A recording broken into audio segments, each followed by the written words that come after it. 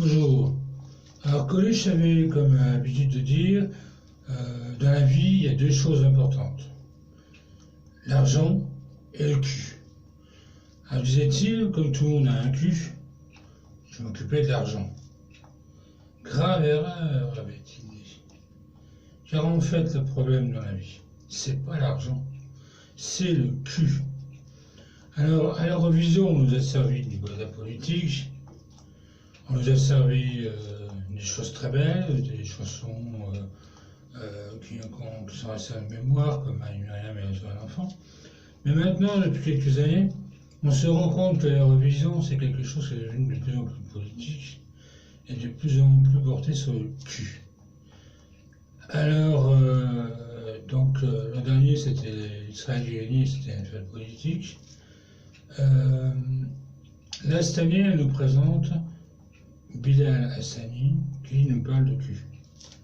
Oui, parce qu'en fait, elle est née avec le sexe, et il ou elle, et donc, du coup, on sait le cul. Alors, est-ce que le cul est vraiment important à l'Eurovision? Est-ce que franchement, on va voter pour quelqu'un qui parle de lui, qui se centralise au milieu de la chanson, qui se déclare roi parce qu'il est comme ça? Moi, je ne suis pas sûr que ça soit la meilleure des choses. Parce que voter pour une idéologie, c'est casser le charme et le pourquoi de l'Eurovision, qui est un concours de chant, un concours pour la poésie, pour la beauté du texte, pour la beauté de la voix, et non pas pour des idéologies, non pas pour des choses qui n'ont rien à voir avec les chansons.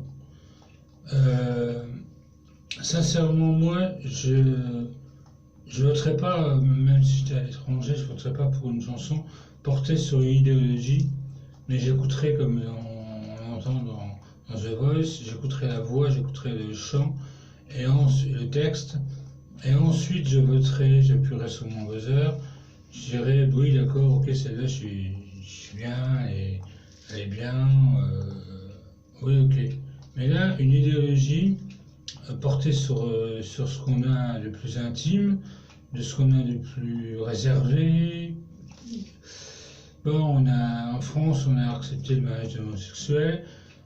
C'est une chose politique, c'est une chose qui... Ceux qui ont voté pour ça en assument leur responsabilité. Moi, personnellement, je ne suis pas pour. Donc, parler de cul, parler de ces choses-là à l'Eurovision, moi, franchement, ça me dérange. Ça me dérange au plus haut point. Bon, je soutiens évidemment le fait que, bon, il ou elle est différent des autres. Ça, c'est quelque chose qui se discute dans les milieux sociaux, dans les milieux associatifs, dans la vie de tous les jours. Mais défendre ça en chanson, le concours de chant, où c'est plutôt la beauté du texte, comme je l'ai dit, c'est plutôt le charme de la chanson, la sonorité qu'on entend, et plus que l'idée. Moi, ça me dérange franchement. Et bon, Bilal, t'as une belle voix, tu chantes bien, mais ton texte, t'aurais dû le revoir sur un autre sujet.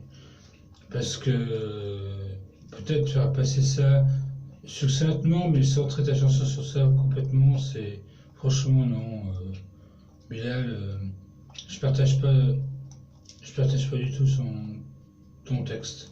Par contre, je soutiens ton idéologie, donc c'est pour ça que j'ai mis un groupe de soutien sur le net, sur Facebook, pour toi.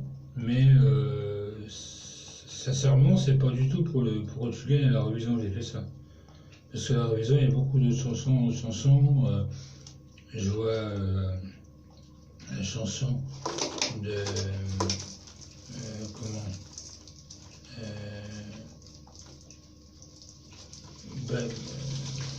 Chimène Badi. Dans sa chanson, elle est largement en gamme, en son et en voix, elle est largement au-dessus.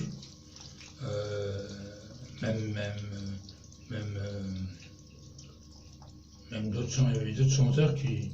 Non, non, là, je crois que les Français ont. Surtout les Français qui ont voté pour toi, pour que tu passes à l'Eurovision, c'est pas une bonne chose.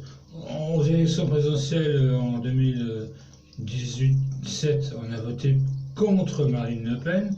On n'a pas voté le programme de Macron, on n'a pas voté pour Macron, on a voté contre Le Pen.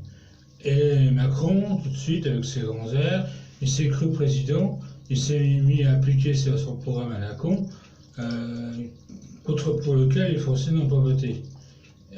Parce qu'on a voté contre une idéologie. Là maintenant, à l'Eurovision, on va se servir, on va voter pour une idéologie.